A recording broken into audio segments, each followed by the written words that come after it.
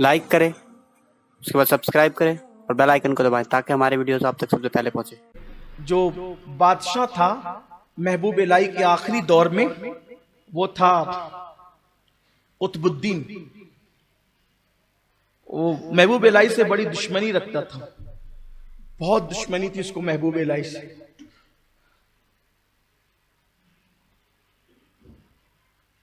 तो महबूब इलाही के खिलाफ कुछ ना कुछ वो करते ही रहता था। एक दिन उसने हजरत महबूब इलाही को माज़ अल्लाह रुसवा करने के लिए कहा कि निजामुद्दीन से कहना कि वो हर चांद रात को हमें सलाम करने के लिए दरबार में आया करे। अब जो मोतक़िद बादशाह थे उनसे नहीं मिले जिंदगी भर, और ये जनाब मुखालिफ होकर चाहते थे कि इनको सलाम करने महबूब इलाही है। तो उलमा से कहा कि अगर वो सलाम करने नहीं आएंगे तो मैं उनको कत्ल कर दूंगा, मार डालूंगा उनको। अब सब लोग डर गए। 27 शव्वाल को उसने उलमा से भरपूर एक वफ्द भेजा कि जाओ उनको तैयार करो कि वो आएंगे, ये 2 दिन के बाद चांद होने वाला है। तो बहुत समझाया उलमा ने कि हुजूर बादशाह नाआक़िबत अंदेश है और आप दानिशमंद हो, अगर एक बार आकर महीने में उसको सलाम कर देते हैं तो क्या जाता है। आपने फरमाया अभी 2 दिन है, देखा जाए, 2 दिन अभी देखा जाए। 29 तारीख आने दो, अब 28 आ गई। 28 आई तो हजरत अमीर खुसरो के भाई मोइजुद्दीन, उन्होंने कहा सरकार कल चांद नजर आने वाला है। फरमाया कि हम तो नहीं जाएंगे, जो होगा देखा जाएगा और फिर सब लोग भी देख लेंगे। कल चांद होने वाला था। 28 तारीख ही को हजरत महबूब इलाही अपनी खानका की टेरिस पर एक शेर पढ़ते थे, ओ हकीर लोमड़ी तुझे पता चल गया ना शेर से टक्कर लेने का नतीजा क्या होता है। ये पढ़ते थे, लोग समझ नहीं पाते थे क्या हो रहा है।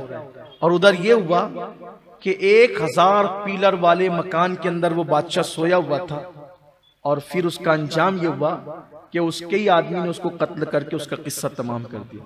29 तारीख आने भी नहीं पाई और हजरत महबूब इलाही से जो है वो दुश्मनी करने के नतीजे में कत्ल हो।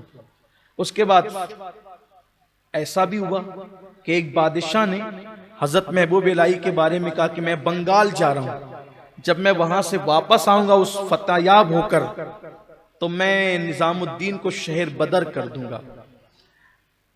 हजरत महबूब इलाही ने दुआ की अल्लाह उसको फतेह अता करे। देखो ये सूफिया का किरदार है। वो कहता है कि मैं शहर बदर कर दूंगा और आप कह रहे हैं अल्लाह उसको फतेह अता करे। लोगों ने कहा आप उसके लिए फतेह की दुआ करते हैं। कहा शहर बदर करने का मामला और शहर बदर होने का मामला मेरा उसका जाती मामला है, लेकिन जो जंग के लिए वो जा रहा है ये जंग इस्लाम और कुफ्र की जंग है, तो इसलिए उसको जीतना जरूरी है, क्योंकि उसकी जीत सारे मुसलमानों की जीत है और उसकी हार सारे मुसलमानों की हार है। बाकी का मामला हमारा जाती है। फिर अल्लाह ने महबूब इलाही की दुआ की बरकत से उसको फतेह दी, फतयाब भी हो गया। और फतयाब होने के बाद जब आने लगा तो सिर्फ चंद मंजिल बाकी थी। वहां उसने सोचा कि हम यहाँ फतेह का जश्न मनाएंगे और यहीं निजामुद्दीन को बुलाएंगे और यहीं बुलाकर यहीं से शहर बदर करेंगे। जब ये बात किसी ने आकर के कही सरकार वहां तो ये प्लान बन रहे, आपने फरमाया हुनूज दिल्ली दूर अस्त, वली की जबान से निकला और आज तक ये मुहावरा बन गया, हुनूज दिल्ली दूर। अभी तो दिल्ली दूर है, जो काम नहीं होने वाला होता है उसके बारे में कहते हैं अभी तो दिल्ली दूर है। क्या निकला आपकी जबान से, हुनूज दिल्ली दूर, अभी तो दिल्ली दूर है। और फिर रात में उसने जश्न मनाया कि सुबह बुलाएंगे और बुलाने के बाद फिर शहर बदर कर देंगे।